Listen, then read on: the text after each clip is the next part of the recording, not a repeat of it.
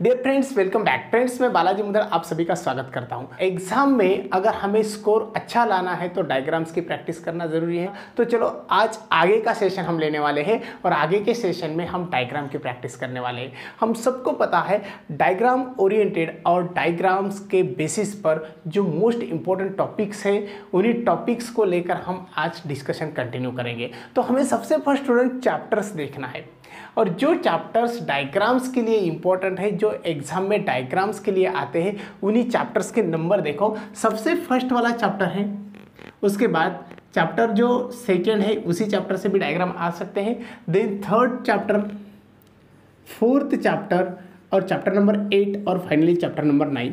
इन्हीं चैप्टर में से हमें डायग्राम्स आने वाले हैं और डायग्राम्स की हम अच्छी तरह से प्रैक्टिस करेंगे। प्रैक्टिस करने के बाद स्टूडेंट 100% हमारा स्कोर बढ़ जाएगा और हमें बायोलॉजी इसी सब्जेक्ट में बहुत अच्छे मार्क्स मिलने वाले हैं। तो चलो शुरुआत करते हैं हमारे आज के सेशन की। ठीक है, सबसे फर्स्ट देखो chapter number first, chapter number second, chapter number third, chapter number fourth, 8 और चैप्टर नंबर 9। इन जो 6 चैप्टर्स में से हमें डायग्राम्स की प्रैक्टिस अच्छी करना है और इन 6 चैप्टर्स को लेकर हम थोड़ा आगे बढ़ते हैं। तो सबसे फर्स्ट शुरुआत करते हैं हमारे चैप्टर नंबर फर्स्ट की। स्टूडेंट, चैप्टर नंबर फर्स्ट के अंदर जो एग्जाम में आने वाले हैं उसी बेसिस पर हमें सिर्फ 2 डायग्राम्स को याद रखना है। सबसे फर्स्ट वाली जो डायग्राम है वो है structure of flower. Structure of flower बच्चों, structure of flower. Structure of flower को हमें याद रखना है। स्ट्रक्चर ऑफ फ्लावर, इसी डायग्राम को हमें एग्जाम में यहाँ पर एग्जाम में ड्रॉ करना है फ्रेंड्स। तो डायग्राम किस प्रकार की है स्ट्रक्चर ऑफ फ्लावर की? सिंपल बात है फ्रेंड्स। डायग्राम देखो इस तरह से, हमें यहाँ पर इस प्रकार का फीमेल सेक्स ऑर्गन दिखाई दे रहा है जिसे हम गाइनोशियम कहेंगे। क्या कहेंगे? गाइनोशियम। बच्चों इसे हम गाइनोशियम कहते हैं। गाइनोशियम का टॉप मोस्ट जो पार्ट है उसी टॉप मोस्ट पार्ट को हम स्टिग्मा कहेंगे। आप सबको पता है अगर ये इंडिविजुअल रहेगा फीमेल सेक्स ऑर्गन तो उसे कार्पेल कहना चाहिए, लेकिन वो ग्रुप में रहेगा तो उसे हम गाइनोशियम कहेंगे। अब यहाँ पर और एक बात हमें याद रखना है, ये इनर मोस्ट पार्ट हो गया, उसी पार्ट को एक सोलन पार्ट के ऊपर बिठाया है और जो सोलन पार्ट है उसे थैलेमस कहते हैं। मीन्स ये स्ट्रक्चर जो है फ्रेंड्स वो है थैलेमस का। किसका स्ट्रक्चर है? थैलेमस का स्ट्रक्चर है। और थैलेमस के नीचे तो यहाँ पर फ्लावर का बेस होता है जिसे हम पेटियोल कहेंगे। देन स्टूडेंट सीधा हम अभी इसी डायग्राम को कंप्लीट करते हैं। डायग्राम को कंप्लीट करते हैं तो हमें सबसे फर्स्ट यहाँ पर मेल सेक्स ऑर्गन्स दिखाई देते हैं। इंडिविजुअल को हम स्टैमेन कहेंगे और ग्रुप में रहा तो उसे हम एंड्रोशियम कहेंगे। एंड्रोशियम के अंदर भी 2 पार्ट होते हैं फ्रेंड्स, एक होता है लोब का पार्ट, दूसरा होता है फिलामेंट्स का पार्ट। उसके बाद देखो फिलामेंट और लोब दोनों के पार्ट को मिलाकर हम वहाँ पर मेल सेक्स ऑर्गन कहेंगे या फिर उसे स्टेमन कहेंगे, ग्रुप में रहा तो एंड्रोशियम कहेंगे। ये 2 पार्ट हो गए फ्लावर के बेसिक। उसके बाद देखो फ्लावर के अंदर हमें और एक कलरफुल पार्ट दिखता है और जो कलरफुल पार्ट है फ्रेंड उसी कलरफुल पार्ट को हम सीधा बताते हैं पेटल्स। यानी कि जो कलरफुल पार्ट है वो पेटल बन गए। अभी कलरफुल पार्ट अगर पेटल बनते हैं तो पेटल नंबर ऑफ रहते हैं फ्लावर के अंदर, एक भी रहेगा, एक से ज़्यादा भी रहेंगे। अगर एक रहेगा तो उसे हम क्या कहेंगे? मोनोपेटल्स प्लांट के फ्लावर कहेंगे। लेकिन ज़्यादातर फ्लावर ज़्यादा पेटल्स के होते हैं। तो प्लांट्स के अंदर जो फ्लावर आ रहे हैं उसी का कलरफुल पार्ट जो है वो पेटल है फ्रेंड, और इसी पेटल्स के साथ हमें दिखता है अट्रैक्टिव स्ट्रक्चर। और जो अट्रैक्टिव स्ट्रक्चर दिख रहा है वो है फ्लावर का। इसे थोड़ा डार्क बनाएंगे फ्रेंड्स। डार्क बनाने के बाद हम सीधा बता सकते हैं कौन से पेटल्स है। तो ग्रुप ऑफ पेटल्स, इसे भी हम अलग नाम देते हैं। ग्रुप ऑफ पेटल्स को हम करोला कहते हैं। क्या कहते हैं? करोला। अब उसके बाद यहाँ पर हमें एक ग्रीन कलर का स्ट्रक्चर दिखाई देता है जो इस तरह से होता है, जिसे हम स्पाइन कहेंगे, ग्रीन स्पाइन। ग्रीन स्पाइन का मतलब क्या होता है फ्रेंड्स? ग्रीन स्पाइन का मतलब होता है, इसे हम सेपल्स कहते हैं। ये सिंगल ही रहेंगे तो सेपल्स कहेंगे, ग्रुप में रहेंगे तो इसे भी हम कैलिक्स कहते हैं। ये सिंपल से डायग्राम हो गए हमारे फर्स्ट टॉपिक के अंदर की। जो टॉपिक हमें दिया है उसी टॉपिक से हमने एक फर्स्ट डायग्राम यहाँ पर निकाली है। चलो इसे लेबल करते हैं फ्रेंड्स। लेबल करते हैं तो ये क्या बन गया? ए बन गया मेल सेक्स ऑर्गन जिसे हम सिंगली स्टेमन कहेंगे, और ये स्टेमन ग्रुप में रहे तो इसे हम एंड्रोशियम कह सकते हैं। यहाँ पर हम लिखेंगे ग्रुप रहा तो इसे एंड्रोशियम कहना चाहिए। ठीक है, ये बात हो गई। उसके बाद ये रहा हमारा फीमेल सेक्स ऑर्गन जिसे हम कार्पेल कहेंगे। अगर ये ग्रुप में रहा तो स्टूडेंट इसे हम गाइनोशियम कह सकते हैं, गाइनोशियम। ये सिंपल सी बात वहाँ पर हो गई। अब इतना होने के बाद फ्रेंड्स हम बढ़ते हैं कलरफुल स्ट्रक्चर की तरफ, और जो कलरफुल स्ट्रक्चर है वो सीधा सीधा पेटल्स है। अगर पेटल्स ग्रुप में है तो वो करोला बन गया। सिंपल सी बात समझ में आ रही है आपके? पेटल्स अगर ग्रुप में है तो वो करोला बनते हैं। अब यहाँ पर करोला देखा हमने, स्टेमन देखा और उसके बाद कार्पेल भी देखा। लेकिन फ्रेंड्स और एक बात यहाँ पर हमें लिखना है, जो यहाँ हमने लिखी है जिसे हम कहेंगे सेपल्स। अगर फ्रेंड्स सेपल्स ग्रुप में है तो उसे हम क्या कहने वाले हैं? इसे हम कैलिक्स कहेंगे। ठीक है, तो ये बेसिक लेबल हो गए हमारे डायग्राम के। इतने लेबल डायग्राम में कंपलसरी आना ही है बच्चों। अगर इनमें से एक आधा लेबल हम कम कर देंगे तो हमारे डायग्राम में से मार्क कम होने की चांसेस है। तो हम इतना याद रखेंगे, आने वाले एग्जाम में हम कम से कम 4 लेबल्स वहाँ देना ही देना है हमें। तो इतना हम वहाँ पर याद रखेंगे। ठीक है, अगर हम याद नहीं रखेंगे तो आपका आधा मार्क जा सकता है एक लेवल के लिए, दूसरा लेवल कम कर देंगे तो ये 1 मार्क जाता है। तो इसलिए फ्रेंड्स हमें डायग्राम के लिए इतने लेवल देना कंपलसरी है। अब देखो लेवल हम और तरीके से भी दे सकते हैं। जैसा ये लेवल हमने दिए हैं पेटल्स, ग्रुप ऑफ पेटल्स को हम करोला कह सकते हैं, तो डायरेक्टली हम करोला लिखेंगे। उसके बाद फीमेल सेक्स ऑर्गन है, उसको कार्पेल कहने की वजह से हम क्या कहेंगे? सीधा सीधा गाइनोशियम कह सकते हैं। स्टेमन्स है, स्टेमन्स कहने की वजह से हम उसे एंड्रोशियम भी कह सकते हैं। Then student group of sepal यानी कि कैलिक्स मीन्स कैलिक्स करोला, ये 2 बातें हमें मिलते हैं फ्लावर के स्ट्रक्चर के बारे में। और जो सेक्स ऑर्गन है उसके अंदर हमें male sex organ, female sex organ ये मिलते हैं। तो ये सिंपल सा स्ट्रक्चर हो गया हमारे डायग्राम का।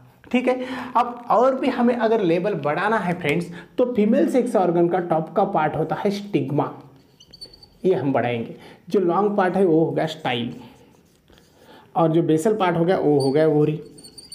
इन तीनों पार्ट से बनता है फीमेल सेक्स ऑर्गन। और भी हम मेल सेक्स ऑर्गन को यहाँ पर बढ़ा सकते हैं। टॉप का पार्ट हो गया एंथर लोब, लॉन्ग पार्ट हो गया फिलामेंट। इसी तरह से हम लेबल कर सकते हैं। तो ये डायग्राम मोस्ट इंपॉर्टेंट है हमारे एग्जाम के लिए। एग्जाम में इसी डायग्राम को आना ही है फ्रेंड्स। इसी के ऊपर एक्सप्लेनेटिव क्वेश्चन आता है, describe the typical flower structure. अब जब टिपिकल फ्लावर का स्ट्रक्चर हम डिस्क्राइब करने वाले हैं तो इसी से हमें 4 मार्क्स मिलते हैं। तो इसलिए डायग्राम बहुत इंपॉर्टेंट डायग्राम है, इसे हमें भूलना नहीं चाहिए। तो ये बन गया हमारी डायग्राम नंबर 1। इसी टॉपिक से दूसरी डायग्राम हमें निकालना है। सेकेंड डायग्राम हम निकालेंगे। जब सेकेंड डायग्राम निकालते हैं स्टूडेंट तो सेकेंड डायग्राम भी मोस्ट इंपॉर्टेंट है, उसके लिए हम यहाँ पर स्पेस बनाते हैं। अब फर्स्ट हो गई स्ट्रक्चर ऑफ फ्लावर, उसके बाद जो सेकेंड है उसे हम कहेंगे स्ट्रक्चर ऑफ एंथर, यानी कि हमें एंथर का स्ट्रक्चर देखना है। ठीक है, जो सेकेंड है वो कौन सी friend? Structure of anther. Second diagram इसी टॉपिक से, स्ट्रक्चर ऑफ एंथर,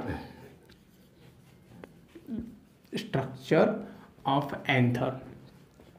इसी के ऊपर भी एक्सप्लेनेटिव क्वेश्चन आ सकता है। इसी के ऊपर भी हमें ड्रॉ नेट लेबल डायग्राम इसी प्रकार का भी क्वेश्चन आता है। तो फ्रेंड्स हमें इसे भी बहुत अच्छी तरह से देखना है। देखो स्ट्रक्चर ऑफ एंथर, इसके बारे में हम डिस्कस कर रहे हैं। देखो बेसिकली हमें पता है एंजियोस्पर्मिक प्लांट का जो एंथर लोब है वो बाइलोब्ड है, इसे हम डाइथिकस कहते हैं फ्रेंड्स। अब ये डाइथिकस है तो सिंपल सी बात है, हम इसी एंथर का सेक्शन लेने वाले हैं। सेक्शन हमने लिया, सेक्शन लेने के बाद हमें देखना है इसका स्ट्रक्चर किस प्रकार से है फ्रेंड। इसी का स्ट्रक्चर देखो किस प्रकार से मिलता है, ये डायग्राम हम यहाँ पर निकालने वाले हैं। अब जब एंथर का स्ट्रक्चर निकालते हैं तो हमें बेसिक स्ट्रक्चर सिंपल मिलता है बटरफ्लाई लाइक। किस प्रकार से मिलता है?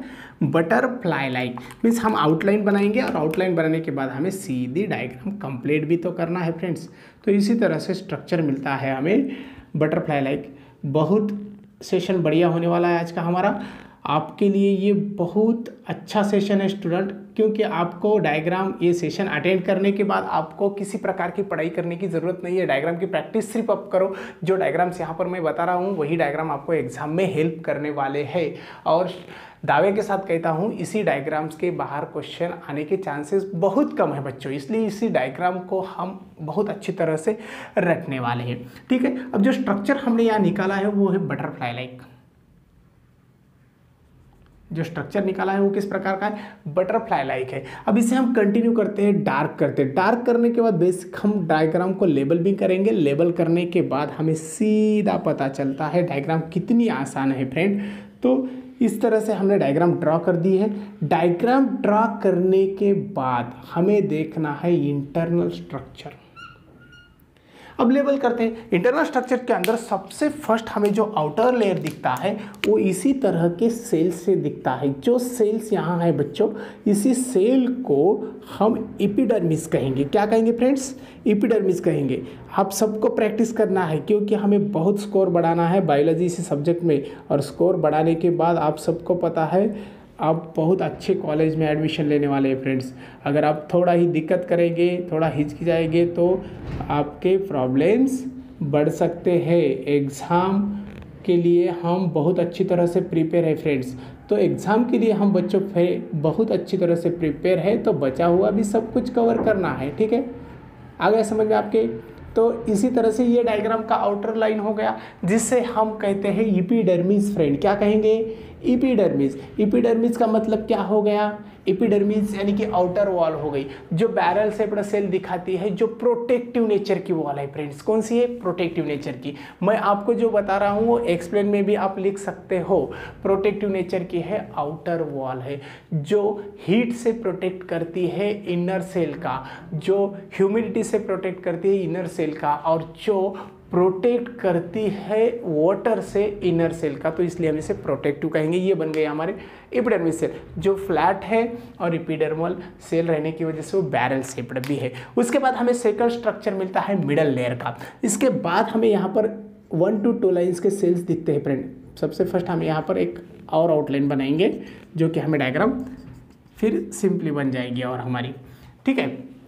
इस तरह से अनदर सेल्स मिलते हैं। जो अनदर सेल्स है वो इस तरह से फ्रेंड्स कंटिन्यू निकालेंगे हम। कंटिन्यू निकालने के बाद हमें डायग्राम का मज़ा ही और आता है। कौन सी डायग्राम है, क्या नहीं, किस प्रकार से है। सिंपल सी बात है, पढ़ाई हमें करना है, ज़्यादा टेंशन नहीं लेना है। अब देखो यहाँ पर सीधी सीधी हमने क्या की है, डायग्राम ड्रॉ की है, आउटलाइन बनाई है। एपिडर्मिस हमने कंप्लीट किया। एपिडर्मिस के बारे में पता चला, प्रोटेक्टिव नेचर का है, उसी के लिए प्रोटेक्शन का बेसिक वर्क है, जो हीट से प्रोटेक्ट करता है, जो वाटर से प्रोटेक्ट करता है, जो ह्यूमिडिटी से प्रोटेक्ट करता है। बच्चों ज़्यादा टेंशन लेने की ज़रूरत नहीं है, ठीक है। आज हमारे डायग्राम से मिलने वाले पूरे मार्क्स कंप्लीट होने वाले हैं। हम वहाँ पर बहुत अच्छी तरह से प्रैक्टिस करने वाले, ठीक है। फर्स्ट टू सेकंड लेयर का है ये। जो सेकंड लेयर दिखता है ये लेयर सीधा सीधा 1 to 2 सेल्ड है। और इसके ऊपर एग्जाम में क्वेश्चन आता है कितने लेयर्स होते हैं मिडल लेयर के अंदर। 1 to 2 सेल्स होते हैं फ्रेंड्स। कितने होते हैं, 1 to 2 सेल्स का बना हुआ ये लेयर है। इसे कंटिन्यू निकालेंगे, थोड़ा देर लगने वाली है, लेकिन आज हमारे डायग्राम कंप्लीट ही होने वाले हैं। हम इसे छोड़ने वाले नहीं है फ्रेंड्स, ठीक है। आज का सेशन हमारा बहुत बढ़िया होने वाला है, ठीक है। तो इसी तरह से 1 to 2 लेयर्स के बन गई ये डायग्राम। इसे मिडल लेयर कहेंगे हम। क्या कहेंगे, सिंपल नाम है मिडल लेयर। ये नाम हमने यहाँ पर दे दिया। फर्स्ट बन गया एपिडर्मिस, सेकंड बन गया मिडल लेयर, ठीक है। उसका यहाँ पर दिखाई दे रहा है हमको जो कंटिन्यू है। हमने अभी बताया आपको फर्स्ट टू सेकंड सेल्स का होता है, वो भी हमने यहाँ पर निकाला है। अब उसके बाद रही बात और एक लेयर की, जो मोस्ट इम्पॉर्टेंट लेयर है वो हम निकालने वाले ही है। अब देखो स्टूडेंट, इसके नीचे हमें और एक लेयर दिखाई देता है जो है एंडोथेसियम लेयर, भी हमें वहाँ पर निकालना है, जो हम इसी पेन से निकालेंगे। एंडोथेसियम लेयर यहाँ से निकालेंगे, जिसके सेल थोड़े फ्लैट होते हैं और वो भी one type of the protection का वर्क करेगा फ्रेंड्स। टाइटली अरेंज्ड सेल होते हैं, जिस सेल की वजह से वहाँ पर गैप नहीं होता है। ये सेल वहाँ पर सेकेंड लेयर भी बता सकते हैं, इसलिए हम इसे एंडोथेसियम कहेंगे। क्या कहेंगे, एंडोथेसियम सेल। तो ये कंटिन्यू बन गए सेल, ठीक है। इस तरह से हमने दूसरी डायग्राम निकाली है। अब देखो एंडोथेसियम सेल बन गए, तीनों लेयर को हमने ड्रॉ किया है। अब इसे लेबल करेंगे एंडोथेसियम। बच्चों एंडोथेसियम, बच्चों यहाँ पर देखो हमें कंपलसरी ए लेबल देना ही है डायग्राम में। फर्स्ट एपिडर्मिस हो गया, उसके बाद मिडल लेयर हो गया, एंडोथेसियम। ये तीनों लेबल कंपलसरी हमारे डायग्राम के अंदर होना है। उसके बाद हमें दिखता है अंदर का स्ट्रक्चर, जिसे हम कहेंगे पोलन सैक। पोलन सैक में देखो सीधा स्ट्रक्चर मिलता है इस प्रकार से, और जो स्ट्रक्चर मिल रहा है फ्रेंड्स, उसी स्ट्रक्चर के अंदर हमें टैपेटम सेल्स मिलते हैं। जो टैपेटम सेल्स का यहाँ पर हमने डायग्राम निकाला है, टैपेटम सेल्स। अभी जो टैपेटम सेल्स है वो कुछ इस प्रकार से दिखाई देते हैं, जो प्रोटेक्टिव तो नहीं है लेकिन न्यूट्रिटिव है फ्रेंड्स। तो इसी तरह से टैपेटम सेल्स होते हैं जो न्यूट्रिटिव नेचर बताते हैं। पूरे डायग्राम में हमें निकालना है यहाँ पर इस तरह से। अब टैपेटम सेल हो गए, टैपेटम सेल के साथ हमें बाजू में जो सेल्स दिखाई दे रहे हैं वो सेल वहाँ पर सिंपल से सेल है जिसे हम पोलन सैक के एपिडर्म फॉर्म करने वाले सेल्स कह सकते हैं। यानी कि पोलन सैक जो फॉर्म हो गया उसी पोलन सैक के एपिडर्मल सेल्स वहाँ पर दिखाई दे रहे हैं इस तरह से। ठीक है, अब देखो ये सिंपल सी बात हमारे समझ में आ गई। यहाँ पर टैपेटम सेल बन गई, यहाँ पर भी टैपेटम सेल है, यहाँ पर भी है, यहाँ पर भी है। दे स्टूडेंट, यहाँ पर हम स्ट्रक्चर कंटिन्यू करेंगे। कंटिन्यू करने के बाद हमें एक क्वेश्चन सॉल्व करना है इसी डायग्राम को लेकर। इस तरह से टैपेटम सेल हमने निकाले हैं। ठीक है, अब देखो टैपेटम सेल के साथ हमें जो अदर सेल्स दिखाई दे रहे हैं वो वहाँ पर पोलन सैक की बाउंड्री क्रिएट करते हैं। राउंड स्ट्रक्चर है पोलन सैक। क्या है फ्रेंड्स? Pollen sac. और इसी पोलन सैक को अगर हम देखते हैं तो उसी पोलन सैक के अंदर टैपेटम सेल है, उसी पोलन सैक के अंदर स्पोरोजिनियस सेल्स है फ्रेंड्स। कौन से सेल्स है? स्पोरोजिनियस सेल्स है। ठीक है, स्पोरोजिनियस सेल्स। तो इसी प्रकार से हमें स्ट्रक्चर मिलता है पोलन सैक का। अब देखो पोलन सैक का तो स्ट्रक्चर हमने निकाला है। जो पोलन ग्रेन प्रोड्यूस करने वाली बॉडी है जो रिस्पॉन्सिबल है पोलन ग्रेन को प्रोड्यूस करने के लिए। सबसे फर्स्ट एपिडर्मिस वॉल हो गई, मिडल लेयर हो गया, एंडोथेसियम हो गया, टैपेटम वहाँ पर वो सेल हो गया, टैपेटम सेल से बाद पोलन सैक हो गए। पोलन सैक के बाद हमें यहाँ पर अंदर की साइड को यहाँ पर कुछ ऐसे सेल्स मिलते हैं जिसके ऊपर एग्जाम में क्वेश्चन आता है फ्रेंड्स।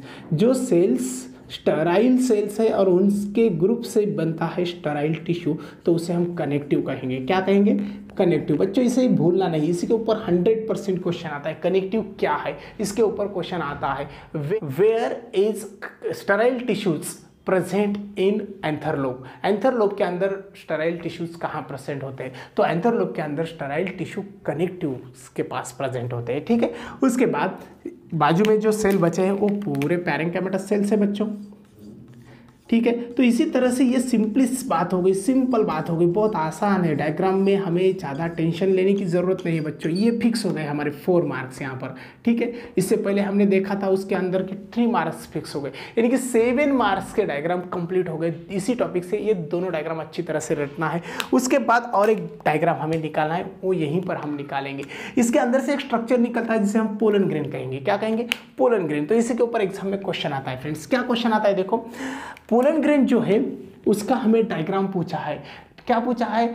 डायग्राम के बारे में पूछा है कि यहाँ पर जो स्ट्रक्चर है उसके बारे में पूछा है, जो स्ट्रक्चर है पोलन ग्रेन्स का, यानी कि draw net label diagram of pollen grain. इसका भी स्ट्रक्चर एग्जाम में आता है बच्चों। तो इस तरह से पोलन ग्रेन का स्ट्रक्चर है जो राउंड स्ट्रक्चर है। अलग अलग तरीके के स्ट्रक्चर होते हैं लेकिन हम यहाँ पर राउंड स्ट्रक्चर निकालेंगे। जो राउंड स्ट्रक्चर है स्टूडेंट, इसी के अंदर न्यूक्लियस दिखाई देता है। न्यूक्लियस के बाद हमें पता है यहाँ पर सीधा लिक्विड है जिसे हम कहेंगे पोलन प्लाज्मा या फिर साइटोप्लाज्म कहेंगे फ्रेंड्स। क्या कहेंगे? साइटोप्लाज्मा। हम सिंपल सी बात करते हैं, जनरली हम इसे पोलन प्लाज्मा ही कहेंगे। जो पोलन प्लाज्मा है उसके बाजू में एक वॉल दिखाई दे रही है, वो वॉल है एंटाइन वॉल है स्टूडेंट। एंटाइन वॉल के बाद उसके बाहर हमें और एक वॉल दिखाई देती है जो स्पाइनस होती है फ्रेंड्स। उसके ऊपर छोटे छोटे स्पाइन्स होते हैं और वो कंटिन्यू नहीं डिसकंटिन्यूस होती है। कहाँ पर हमें ब्रेक हुए वाली दिखाई देती है इस तरह से, कहाँ पर ओपनिंग दिखाई देती है उसके ऊपर से। तो ये जो वॉल है ये सेकेंड वॉल है, इसे हम एक्साइन कहेंगे फ्रेंड्स। एक्साइन। और जो ओपनिंग है वो है जर्म पोर। क्या है? जर्म पोर। तो इसी तरह से हमें पोलन ग्रेन का स्ट्रक्चर निकालना है एग्जाम में। Draw net level diagram of the pollen grain. ये बन गया पोलन प्लाज्मा। क्या बन गया? Pollen plasma. क्या बन गया? Pollen plasma. ये बन गई एक्साइन, ये बन गई एंटाइन। ठीक है, इसी तरह से 2 वॉल और जर्म पोर। इन लेवल को हमें याद रखना है। अंदर बना है न्यूक्लियस। तो ये सिंपल सा स्ट्रक्चर हो गया पोलन ग्रेन का। और इसके ऊपर एग्जाम में क्वेश्चन और एक आने का चांस है फ्रेंड्स। क्या है क्वेश्चन? जैसे कि जो स्ट्रक्चर दिया है किसका, अंथर का।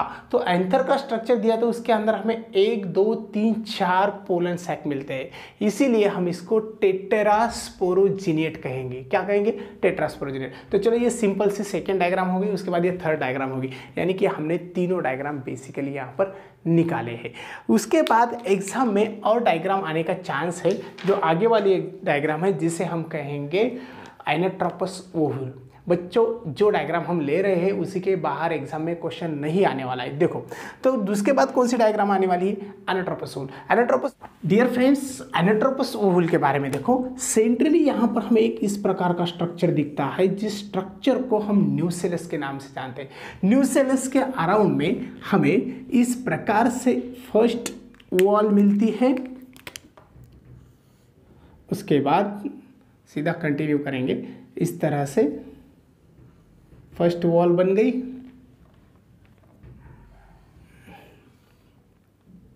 फर्स्ट वॉल, उसके बाद सेकेंड वॉल बन गई फ्रेंड्स। तो इसी तरह से इसके बाजू में हमें 2 वॉल्स दिखाई देते हैं, और दोनों जो वॉल है ये न्यूसेलस को एनक्लोज करते हैं या फिर न्यूसेलस का प्रोटेक्शन करते हैं। यहाँ पर हमें 2 वॉल दिखाई देते हैं, ठीक है।